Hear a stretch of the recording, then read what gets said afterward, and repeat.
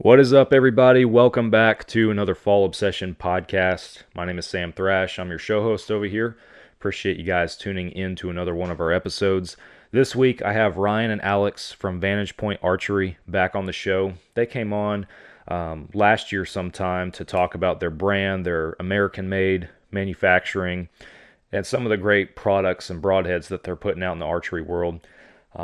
They got some new stuff coming down the pipe, some things that I myself am very interested in as an archer, and I like playing around with some new stuff. And right now I definitely am looking for a good quality broadhead that's going to last, so I'm excited to try out some of these new products that they have. But they come back on the show to talk archery.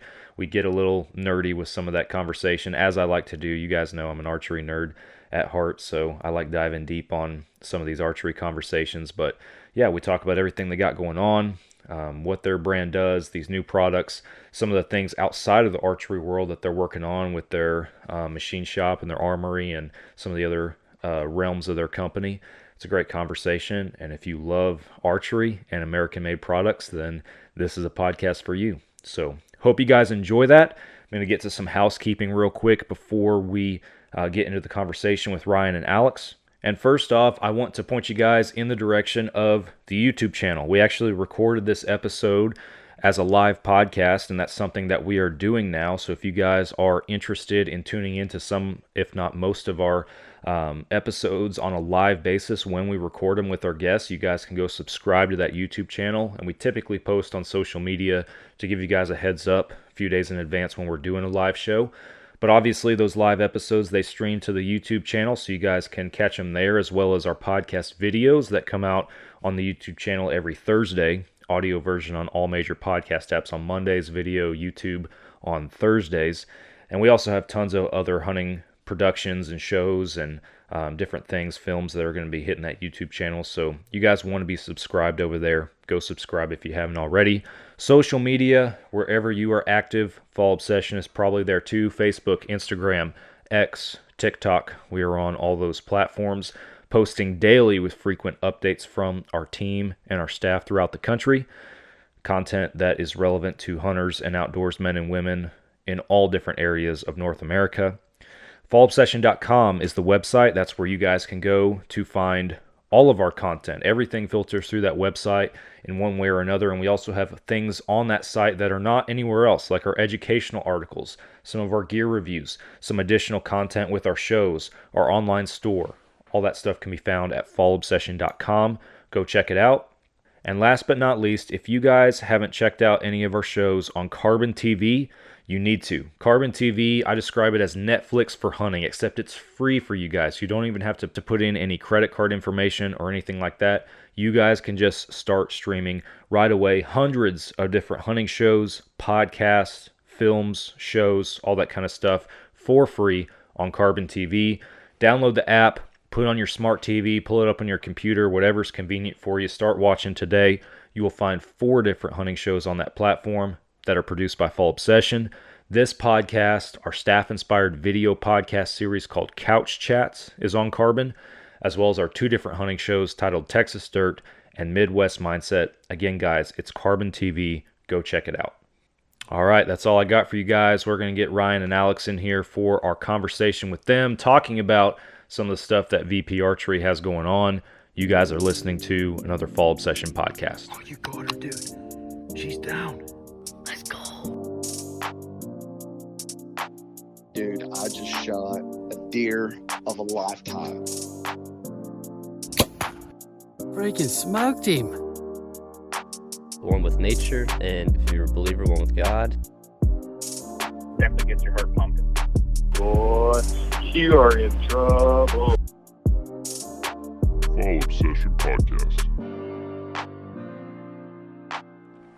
Welcome back, everybody, to another Fall Obsession podcast episode. I'm Sam, hosting you guys. Have a couple of returning guests on our show. I have Alex and Ryan from Vantage Point Archery joining me this week. We actually had them on the show, I believe it was last year sometime, guys, maybe before deer season, somewhere in there.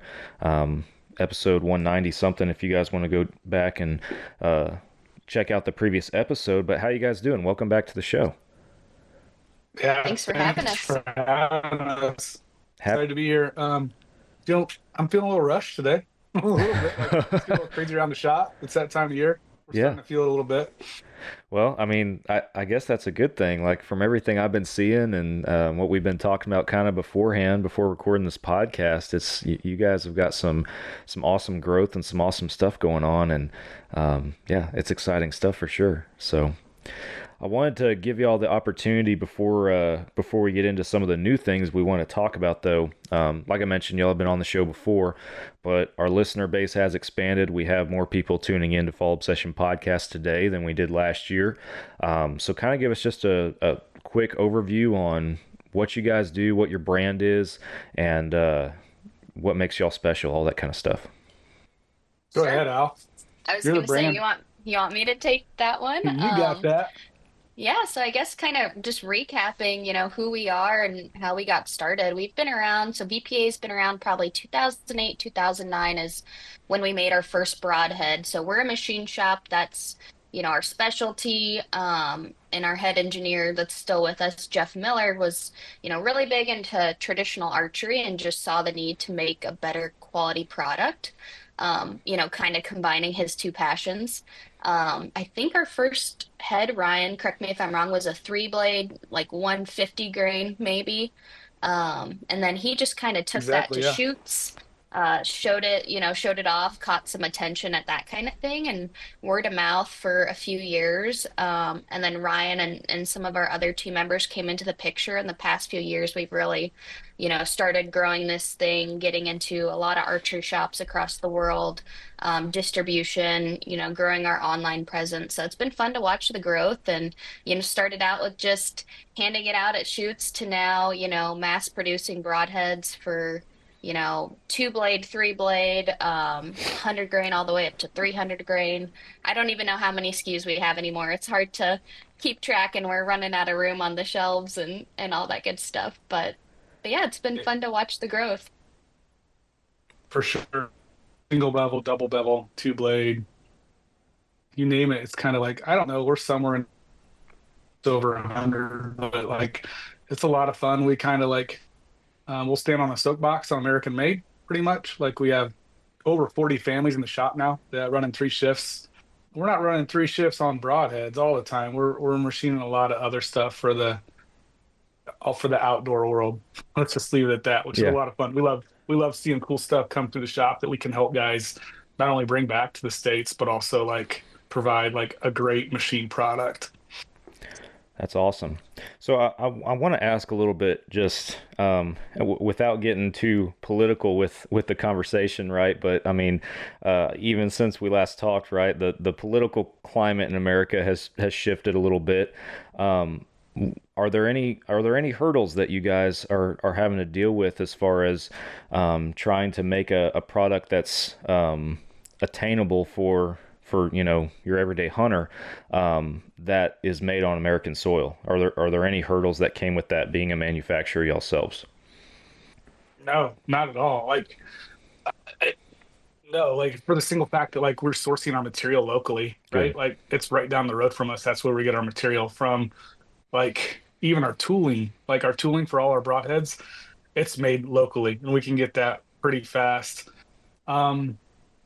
Lead times on something like clamshells and getting that stuff, like that's kind of a pain sometimes, but that's still made in Missouri, right? And they're just busy. So like that would be my longest lead time, but like sourcing that stuff and having it in the shop and being ready to put it into production is days, not weeks, right? Like it's days. Like if I tell the shop like, hey, I need 1,000 3-blade 100 grain broadheads, they'll get on it next week and they'll start producing those. That's awesome. Which is really cool, right? Like when you think about that, like I'm not waiting 6 weeks, or I'm not ordering like for the year and ahead. That way they can have it over here and have it in time to get it in the stores and get it in the shops and like deal with. Yeah, I can't imagine doing it that way. Yeah, no, that would be very challenging too. And I know, and I might ask some more questions throughout the episode about it, but just everybody loves to buy American made, right? If it seems like most Americans want to buy American made, I mean, or that would be the that would be the theory, right? But it's always interesting. I like asking people kind of, just what that looks like from the manufacturer standpoint and everything, because it's not every day I have an American manufacturer on the podcast. So that's pretty cool. So some of the new products that you guys are working on, and I like following y'all on social media. I like seeing what y'all are coming out with next and everything, and then this opportunity to talk to you guys about kind of the science and the mentality, the inspiration behind some of these products. First one to mention, and this is something you guys I know wanted to discuss, was the Archery Country Hole Punch new Broadhead. So let's talk about that and kind of what's unique and special about this product. Yeah, so like you mentioned, I'll give them the overview and you can get into the nitty-gritty on your kind of stuff, right, Ryan? Sure. So we just partnered with Archery Country down in Austin, Texas. Just a great company, great people. They had an idea for a broadhead and knew that we were, had a reputation for manufacturing quality products in the USA. So it was really cool just to collaborate with another brand and bring it to life. But it's essentially, if you haven't seen a picture of it, it's a 3-blade with little, we call them spreaders in between each blade. So it's kind of like a 6 cutting surface broadhead. Maybe we can throw a picture up here later, but yeah.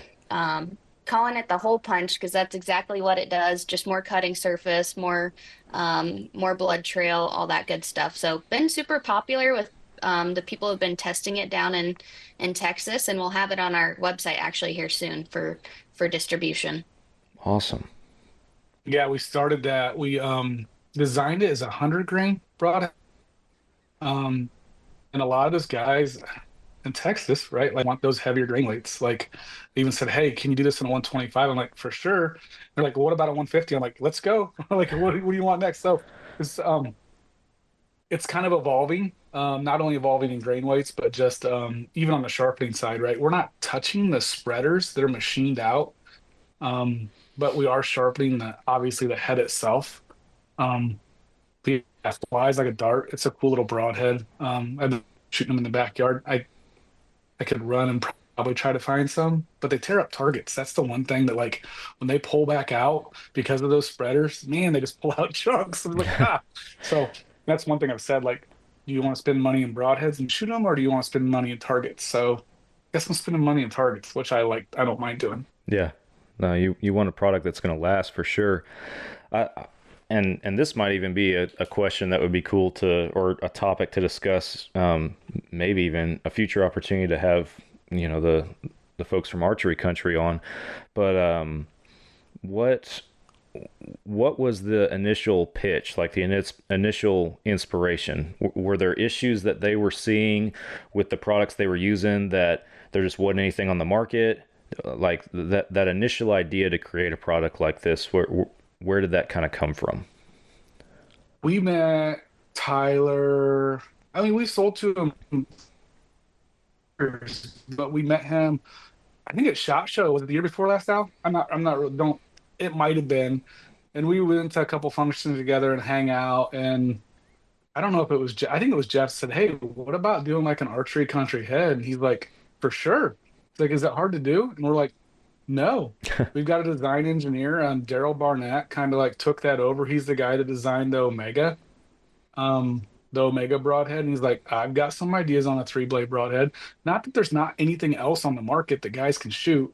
It's just something different, right? And everybody's always looking for something different. So it's something that's how it really came about. Like, for sure we can do that. Like, what type of quantities you looking? Like, how many can we make in a batch? And like, let's make it a win-win for both. Like, we don't just have to sell BPA. We just want to make stuff that's a good quality product when it comes down to it. A good solid head that people can shoot and reuse. Yeah, absolutely, for sure. So my archery brain, as I call it, is running right now, thinking about this product and everything. My 2 questions, and these are 2 things that I ask myself with every broadhead that I test out, are how it flies and tunes out of the bow, and then long distance? Have y'all done much testing with it at like long range archery shots and that kind of thing? Ryan's frozen on Oh, us we here. might have lost Ryan. Oh, there he is. I'm back. Sorry about that. Well, I did question, Sam. Yeah, sorry. So I was just asking if, from the standpoint of like tuning this broadhead or the flight itself, and then for me, I like playing with long range archery shots. How does this? Has there been any testing or anything going on as far as figuring out how this head flies at longer distances, or what customers can expect, as far as tuning with this broadhead? Tuning a solid one-piece broadhead is always going to probably everybody it's not just something you can throw on there and go out and shoot Saturday morning, right? Mm-hmm. When going on a hunt, guys are gonna have to do the work. As far as flight characteristics, I know that like with Jordan, he's the lead archery tech down in Archery Country. He said, "Man, I'm throwing them out to 100, 115, 110." I'm like two blade or 2, 3, 4. He's like, "I'm doing all sorts of fletchings. I'm not having issues with it." The problem that he's having, and like I said before, it's just hard on targets. Yeah. They don't like to throw them. They don't like to throw them in the shop, right? Which I understand, but you're going to have that with any solid one-piece broadhead. The one thing that for me here personally, at home in the backyard, I like sighting in and tuning in a 2-blade or a single bevel broadhead more than I like tuning in and slinging in a 3-blade broadhead.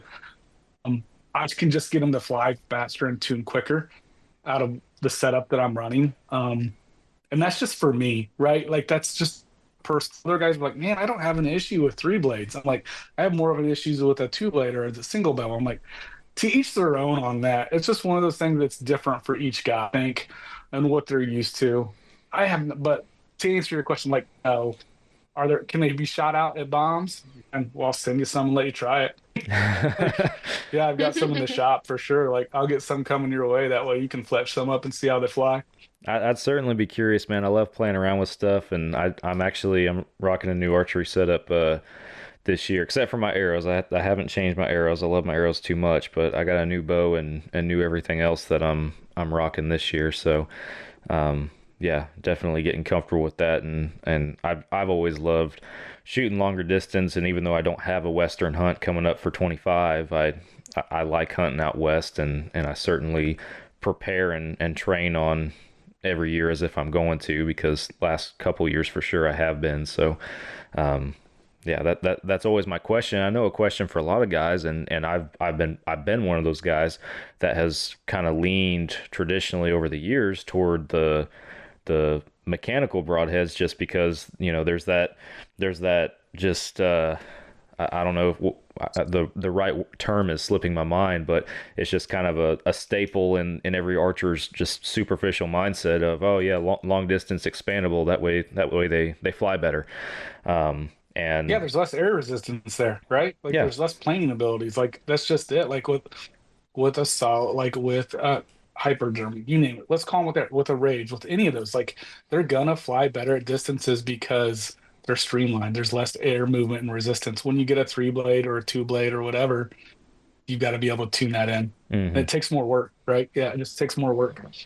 Yeah, you can get away with not being as tuned, right, with your bow and taking that extra time. I think it's just what we've learned, and I think a lot of guys, which makes sense if you don't have that time, or maybe don't want to get into that nitty-gritty as much. But like Ryan mentioned, as long as your bow's well tuned, these heads are gonna fly great. And I think part of that's the way that they're made, right? So not all fixed blades are CNC machined, but with ours being made that way, they're coming out concentric, and each blade weighs the exact same. So there's no, unevenness there. So it's just helping the flight characteristics. gotcha.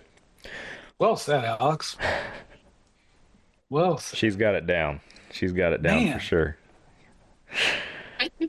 So, and I'm kind of trailing off of this topic just a little bit, but and I might have asked this, or we discussed this on our last episode, but what in your mind, what are the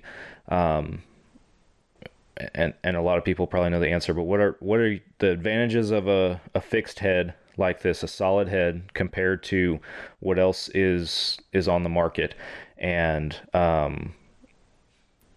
what should folks be considering as far as an ideal weight for their broadhead for hunting? I know it's a debate, and we even debated, I think, a little bit in the last podcast, but well, I might be opening up a can of worms. But oh man, you definitely overcame.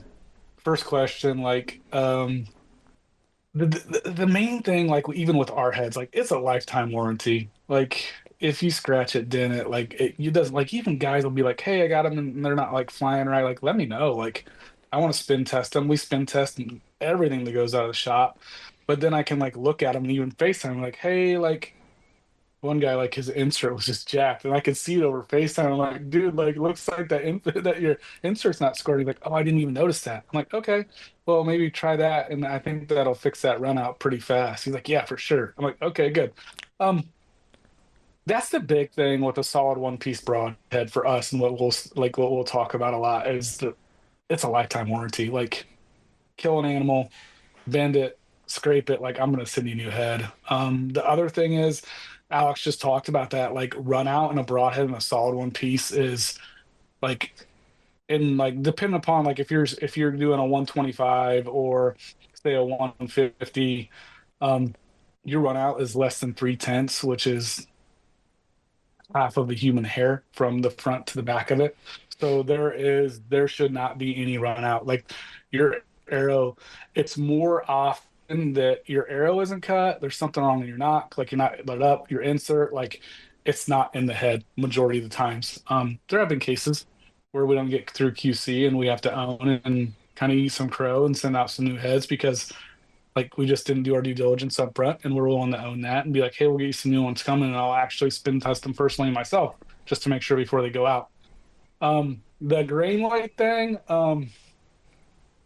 I'm building my lightest arrow to date.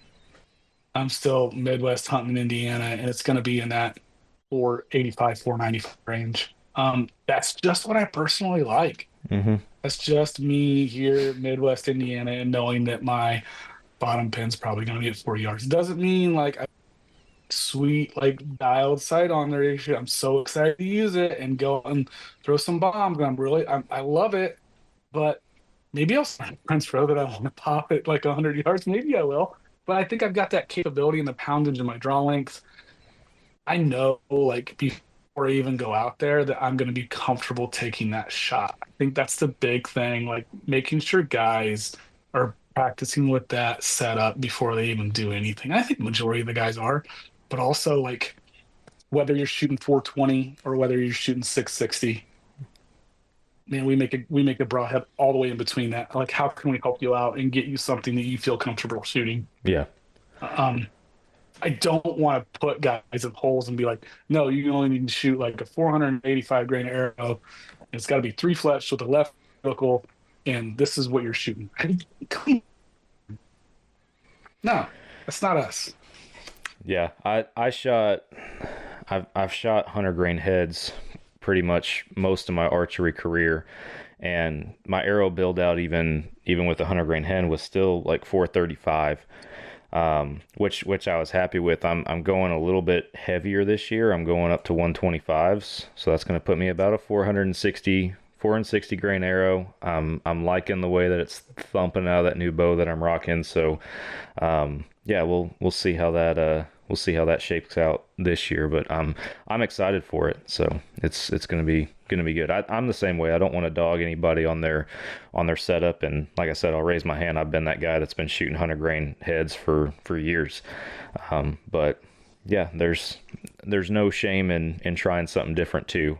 I say that right after I said I'm not changing my arrow because I like my arrows too much, but but yeah, no, that's good. So good.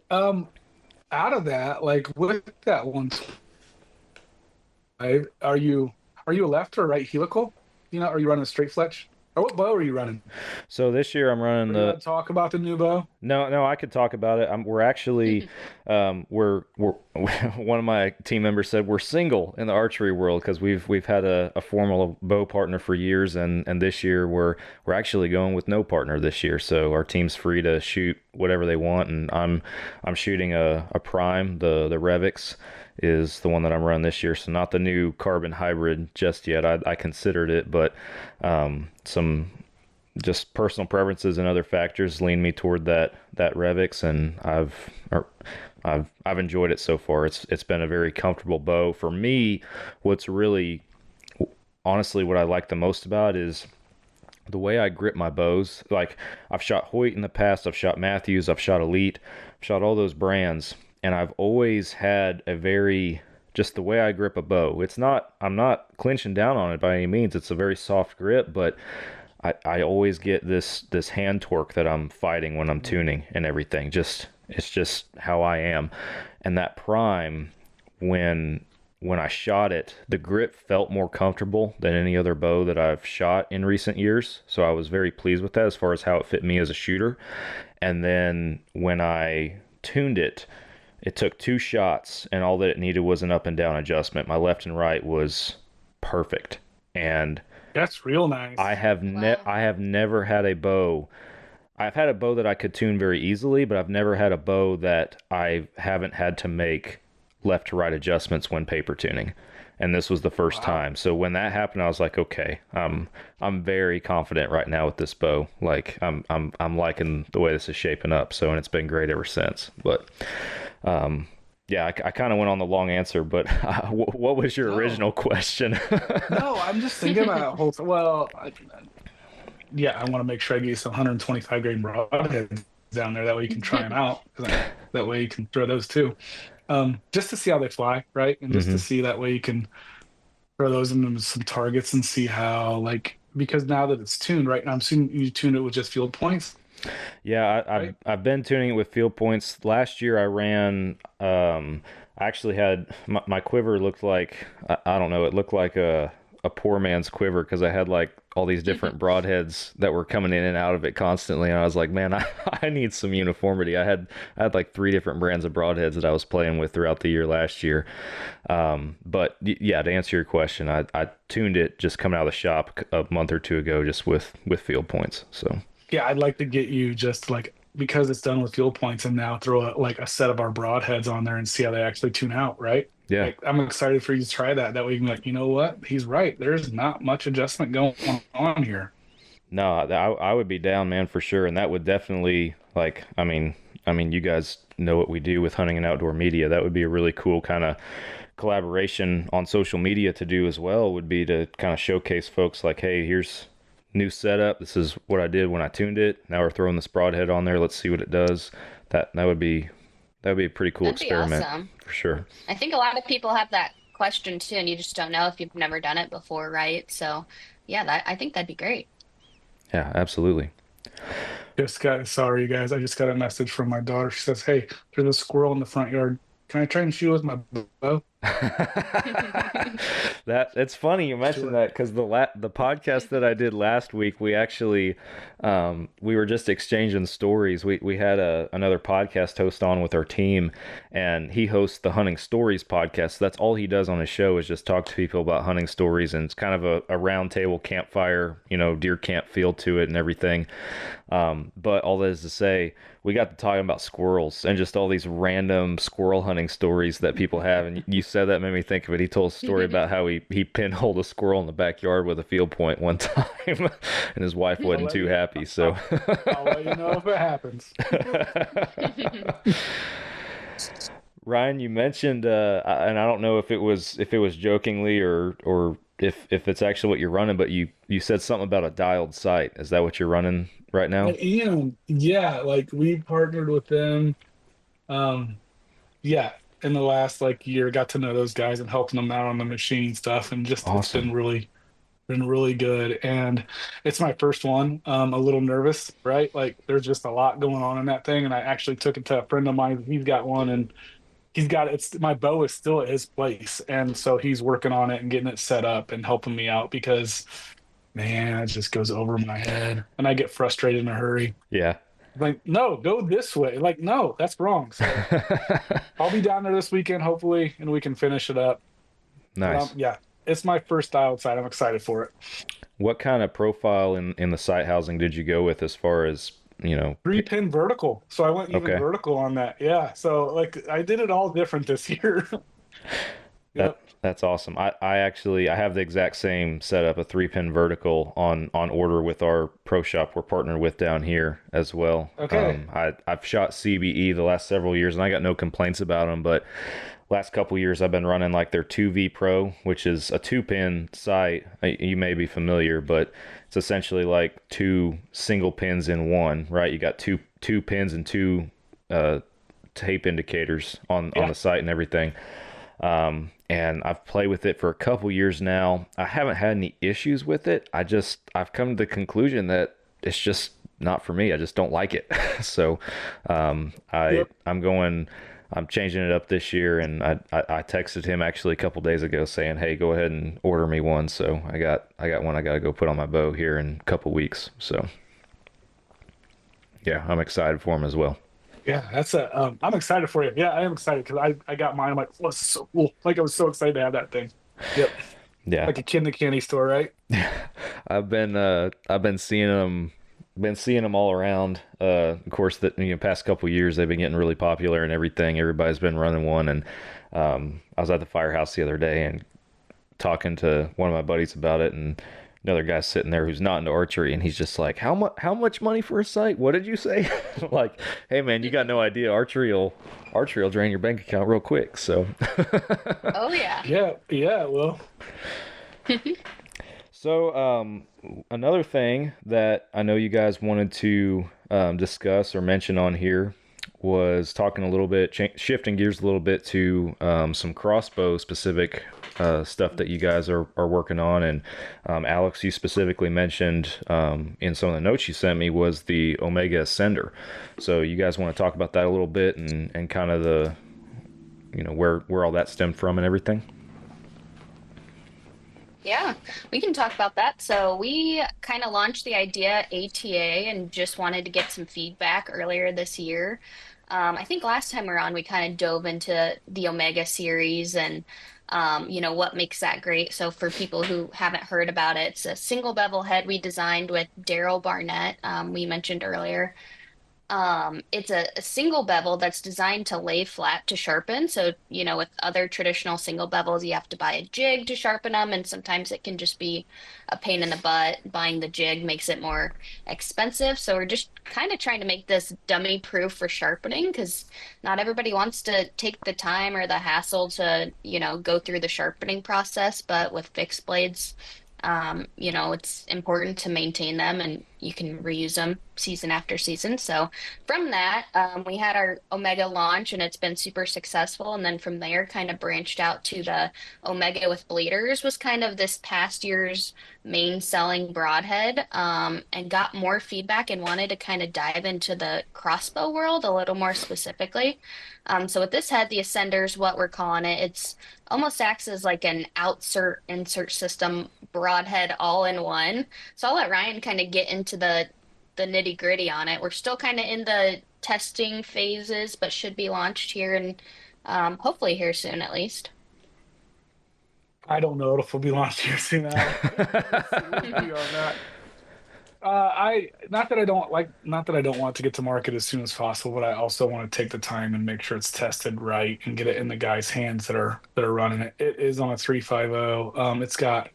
It'll work off a standard insert, so anything you want, and then it'll have almost like a threaded connector on both ends, and one end will screw in with the 8/32 into your shaft, and the other end will screw into the broadhead. So everything's coming together with an insert-outsert system, like she was saying.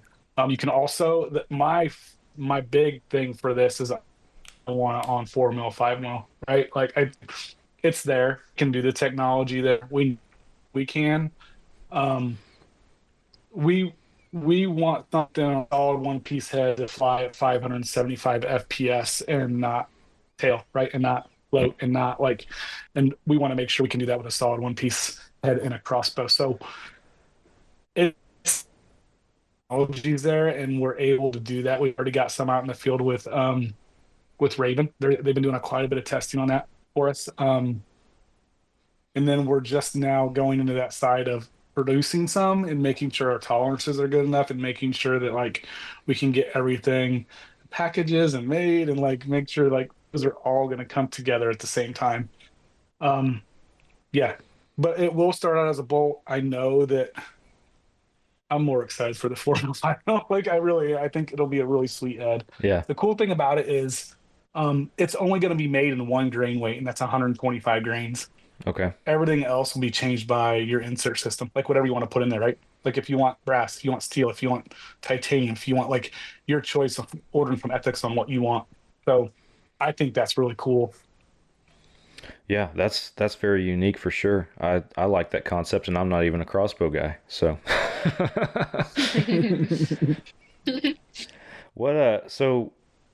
What kind of, and this might give away some of my just being a novice with all this kind of stuff, but when you guys are designing a crossbow head, and I think you touched a little bit on it through all that, but what are some of the key factors that change in designing a crossbow head compared to a just your normal archery head for a compound bow or a traditional bow? It's 100% FPS. Okay.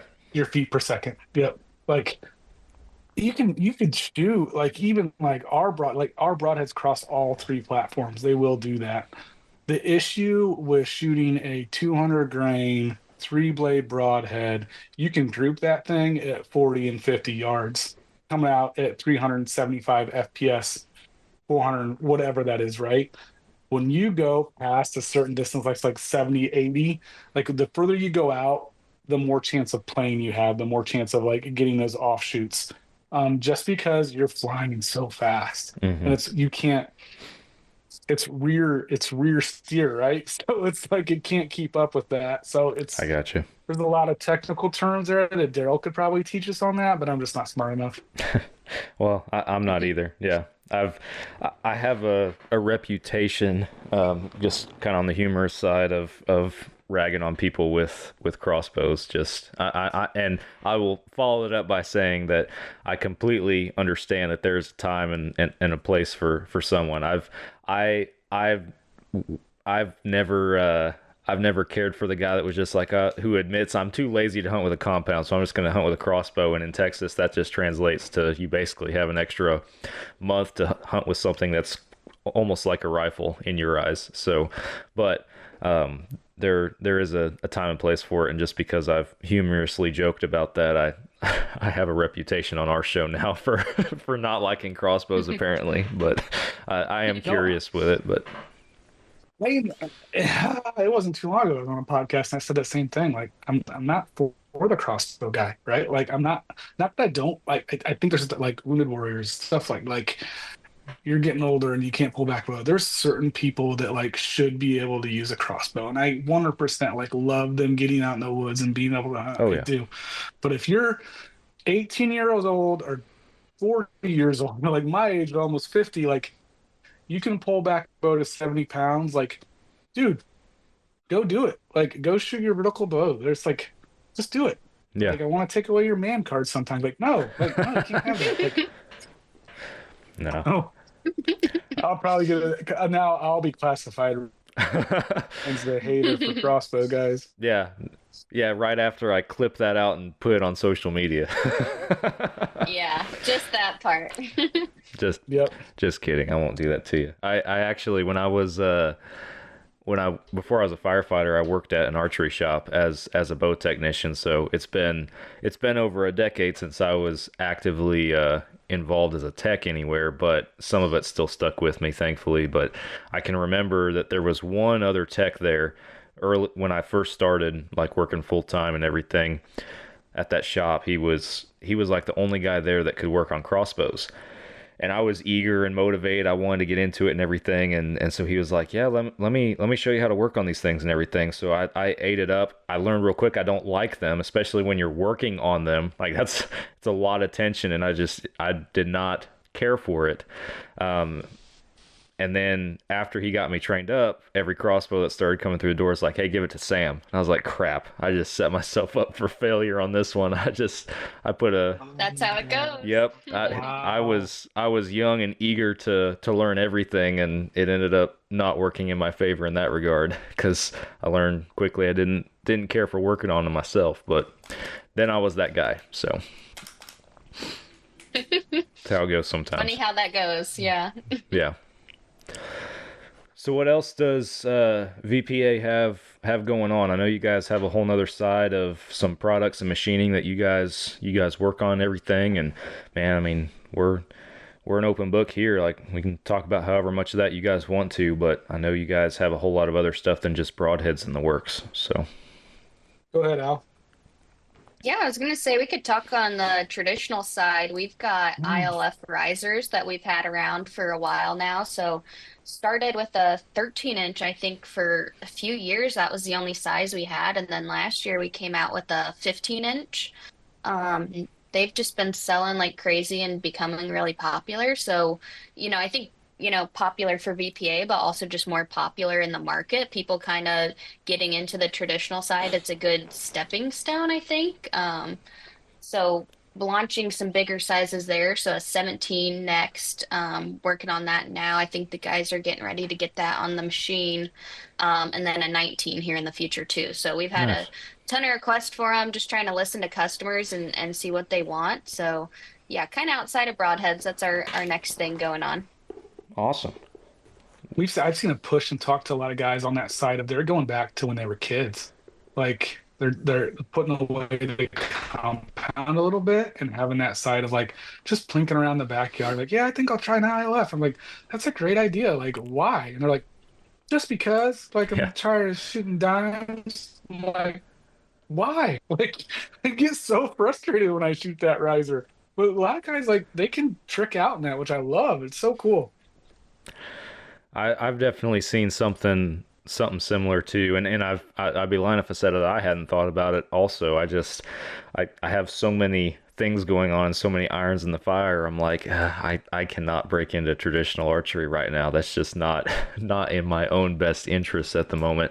But hopefully one day I might be able to break that barrier. But I have one friend here local. He's been on our show before. His name's Jesse Johnson. He's a huge traditional archer and everything, and a big public land hunter.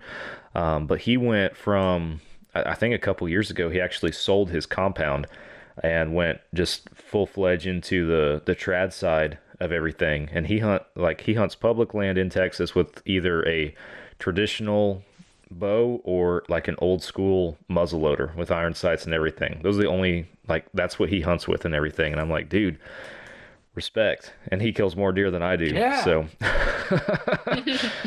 but he went Like, full-fledged into it. We understand like bow hunting is hard to begin with. Mhm. And then the dude wants to take out a stinking recurve or a like old longbow or something like that's just even more. But it's so much more like those shots are so much closer too, like Oh, yeah. 15, 20 yards. Like it's just amazing. Oh yeah, and I mean he goes deep back in there, and he saddle hunts and does all that kind of stuff, and he's better at it than I am. I'll be the first to admit he's just a good woodsman is what he is, and that's part of it too. Yeah. Like when you're into trad archery and everything, there's you just said it's all close quarters and everything, and there's a whole nother layer to it, and you got to be squared away and know what you're doing, and being a good woodsman out there, I think is half the battle as far as putting yourself in the right position to be successful in the first place, and then being actually good enough to execute the shot ethically. So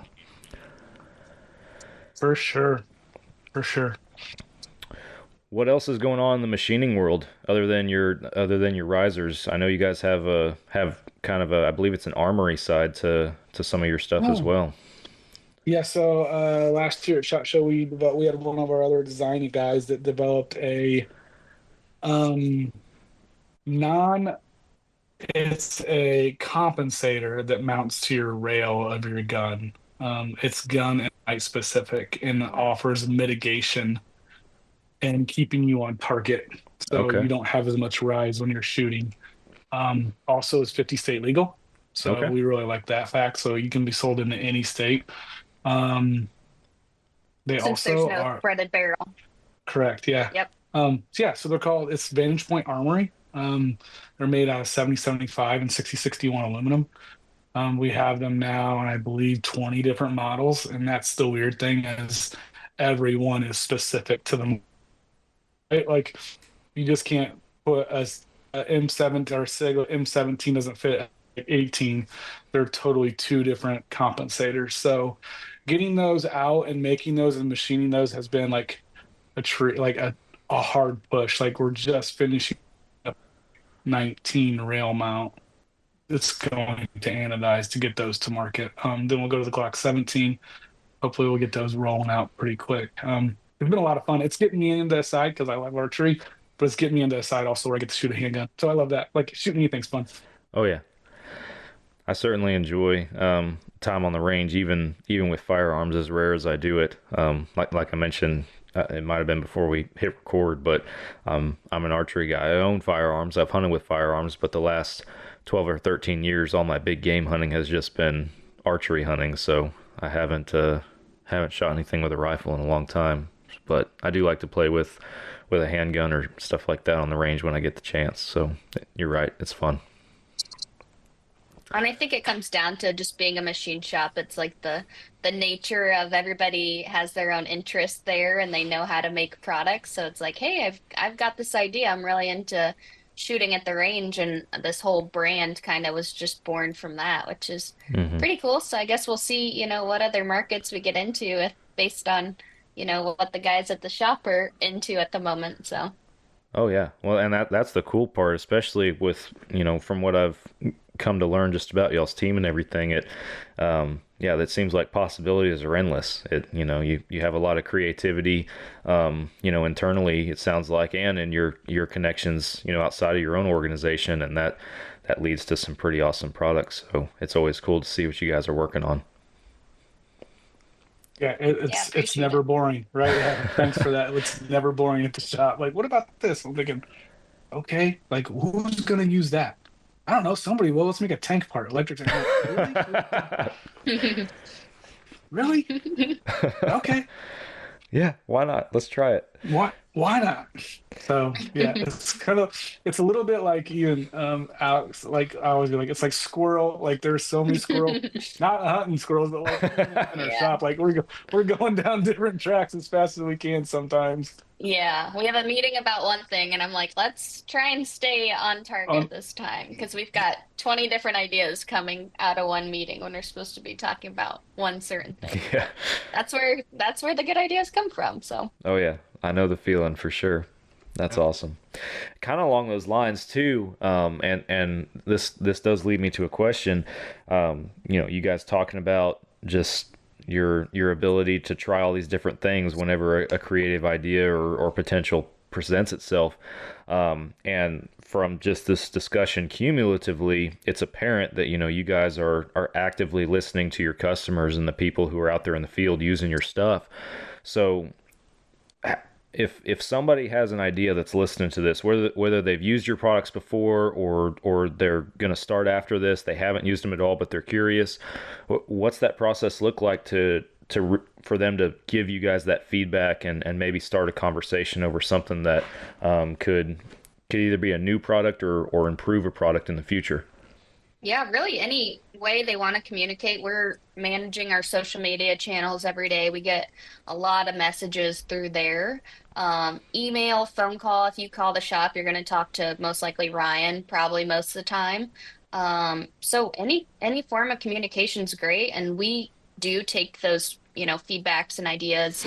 And if it comes through our social media, I just pass it along to Ryan and the guys in the shop, and we kind of keep track of how many people are requesting certain products, what it is, and see what, how we can work those into kind of our design lineups and product launch plans over, the quarters and seasons and things like that. So that is, what we've always said is what we base our decisions on, because if we didn't, who's going to be buying products, if you're not listening to those people, that's where the ideas come from. And yeah, we take that pretty seriously. The other thing, if you're coming to say Sam calls me and says, "Hey Ryan, I've got this new widget that I think is gonna it could be the next coolest thing in the archery world. And I'm like, okay, like, can you send me a drawing? First, I'll be like, hey, let's get an NDA signed, right? Like, I don't want to share your information. I want you to be protected. And you're like, I don't have a drawing. And I'm going to super cool that you have on your website. His name's TJ Eads from Rack Hub. He does all of our design for us, and we work with him on a weekly basis sometimes, like we're working back and forth on stuff. And yeah, he's designing it, and then he's coming back, and we're all just collaborating together on what this new product that Sam wants to come out. And then whether we're like, we would like to machine it, but we're also helping you out. If you find somebody in Texas, maybe they can make it better. Like, there's just that like startup, right? Yeah. Like, here's your design cost, here's your like prototype, and you can take it wherever you need. We want to machine it, right? Like, that's what I want to do. But if you're just like, no, that's enough, like, okay. So yeah. Easy enough. In theory, right? In words. In theory, there's a lot more work to it, I know. There's a lot of bit more moving parts because I'm getting Alex involved, and she's like, this isn't what we want. And I'm like, no, this is a cool one. This is really cool. This will be worth it. No, it's always cool. And I kind of from that too, like Ryan just kind of talked you through the whole process. We kind of started with some other people in the industry,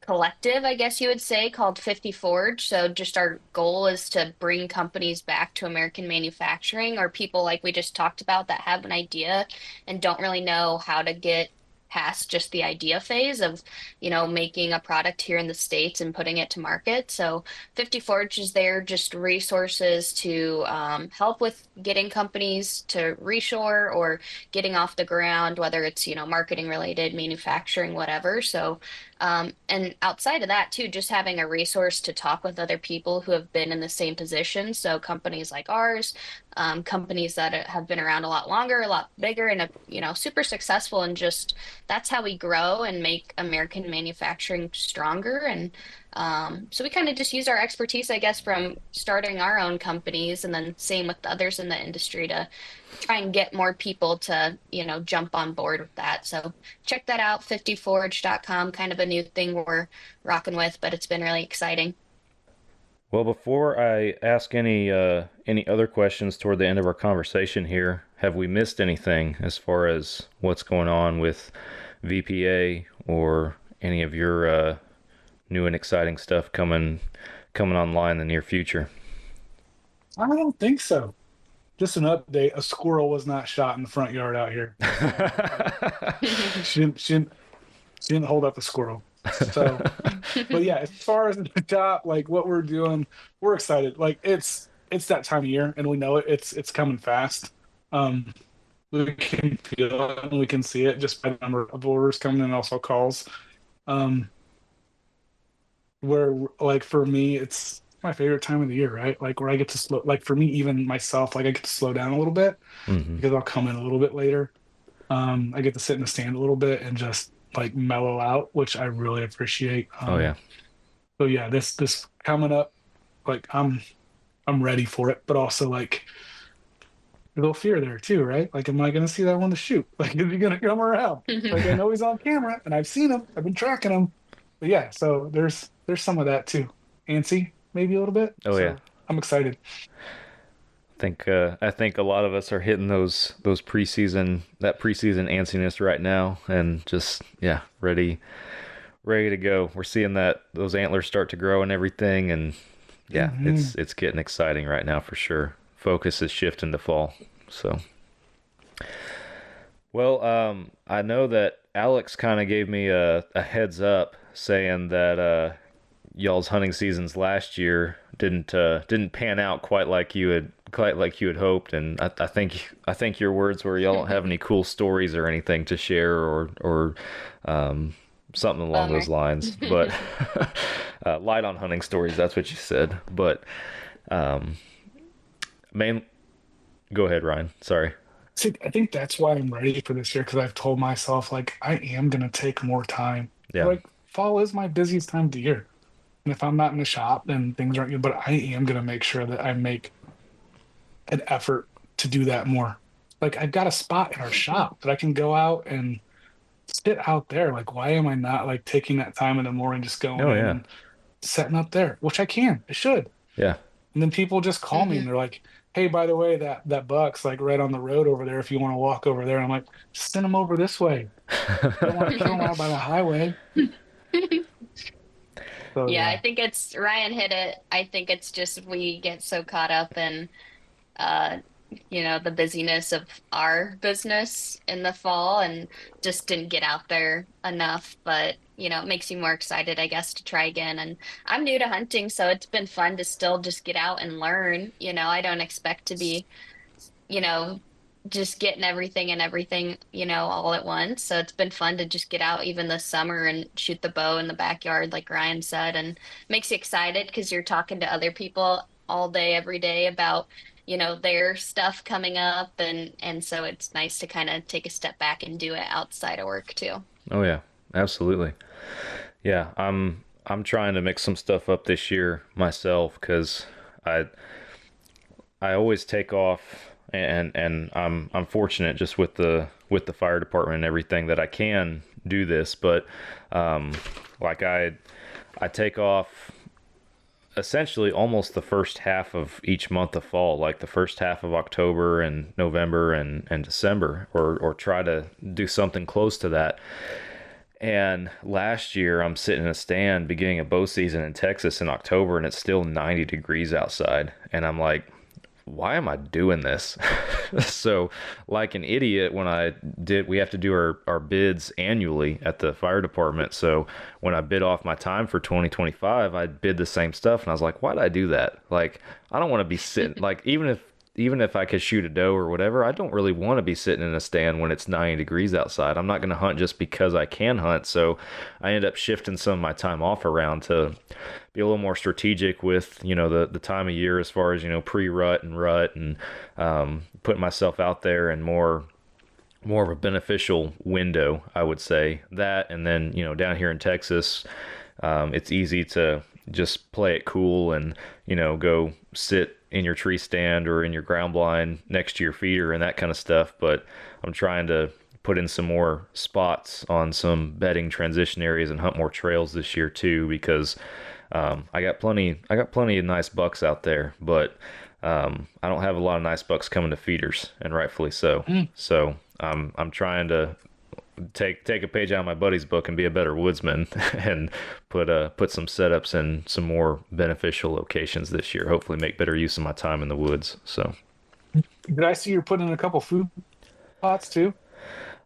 we will be this year, Okay. we've been working on some stuff for sure. But Okay, cool. my biggest problem down here in Texas is just with the private land piece that we have to hunt down here, is the landowner runs cattle on them. So if I don't want the cattle to get into anything, I either have to make it cattle proof or put a fence around it, and that's made food plots very challenging. So we are throwing a little bit of seed out this year in some different spots, but I don't know. It's kind of, we've had a very wet year down here, so that's been good in that regard. But I'm hoping that it just doesn't turn into a cow meeting spot or nothing like that, by the end of it. So I'm trying not to put it out there in the most obvious spots, or spots where they frequent, because they do have their own routines, it seems like. But yeah, so we kind of have it's kind of a juggling match down here as far as that kind of stuff goes. So, Okay. but Good. well, last thing I want to ask y'all, and I probably asked this last episode, and it may have changed, it may have not. But before I let you guys go, wanted to ask y'all what kind of archery setups y'all are running for 2025. I know, Ryan, you already mentioned the dialed sight and kind of your arrow weight that you're running, but what's the full setup look like for each of you? I'm also running a Lift X this Okay. year. Excited to shoot that. Yeah, it'll be my first time running a lift. I'm running, and yeah, my arrow setup, stand extra release. Uh, yeah, I'm use the dialed. I'm gonna also, or not recurve, but RLF riser. I'd like to try to use that a little bit. Got some arrows built for that. Um, Besides that, I'm gonna run that 125 my left bevel up front, so to be a little bit lighter. So I'm excited also for being able to like take the time to do that this year. Awesome. Sorry, I feel discombobulated. Like it's not coming out right. It was weird. No, you're good. He's always got to be fancy and get the newest, coolest stuff, right, Ryan? It's testing. He's doing testing. I'm all about R&D. That's what I'm about. is Yeah. R&D. Yeah, exactly. It's a tax write-off. It's fun. Yeah, It's it awesome. is. For me, It's fun. I just got, yeah, exactly. I'm still rocking. I've got a Bear Legit, and for me, it's been great. I'm not shooting anything past like 30 is what I'm really comfortable with. Um, Black Eagle, Outlaw arrows, but I think Ryan might hook me up with some custom arrows here maybe this weekend. I'm Nice. back in the shop. And then I had the 125 grain Omega with bleeders on last season as I was practicing, and I'm gonna stick with that too this season. So I didn't have any issues getting them tuned in, kind of going back to what we talked about earlier. Same with field points, and as long as my bow is tuned up good, I was hitting good. So it's been fun. I'm excited. That's awesome. So I do have a kind of stemming off of that a little bit. I do have a question for you, Alex, just for our huntresses out there and our female archers that might be tuning in, because you just mentioned that you're running a 125 grain broadhead, and I think again going back to just kind of those preconceived notions that just kind of linger around the archery industry. It's like, oh well, 100 grains, or if you shoot a lighter poundage bow or have a shorter draw length, you got to run something lighter. So what is, if you don't mind me asking, what is your draw length and your draw weight that you're shooting with those 125s? Yeah, so I'm right 26 draw length, and then a point, I think just under 50 pounds. I've been trying to hit the weights and get that up a little bit, but so far it's been working good for me. I mean, I haven't harvested anything with that setup, so hopefully this season I can report back next time we're on with the results. But as far as practicing and just working with the guys on the shop with what works good for kind of my setup, it's been good. That's awesome. Yeah, I would certainly, I imagine it won't be the last time we have you on the show, and after deer season, I definitely would be curious, especially if you're having any success, to share with our listeners kind of how that worked out and everything. Because again, that's to me, it sounds like a deadly setup, but again, it's not something you hear a lot of folks with that draw length and draw weight running. So I'm excited to see the results of that. Yeah, hopefully there'll be good results. We'll see. I got to get some time off work, I guess, and get out there more this season. Absolutely. Well, guys, anything else y'all want to add before we wrap up the show? I don't think Huh? so. Just check Good. us out. Thanks for having us on. VPArchery.com. Yeah. Social media, we're on all that good stuff. Yeah, those new product launches, keep an eye out for those coming up here soon. That would be awesome. Yeah, I'm looking forward to it. I'm excited, and yeah, the stuff that you guys got rolling out, it sounds like it's going to be pretty awesome. So definitely encourage people to go check you guys out and follow along, go to the website, all that kind of good stuff. And yeah, thanks for coming on the show again. It's awesome. Thank you. Appreciate it. Well, guys, thanks for tuning in to another Fall Obsession podcast. We're going to wrap this one up, and I will be back with you guys again next week for another episode. Catch you then.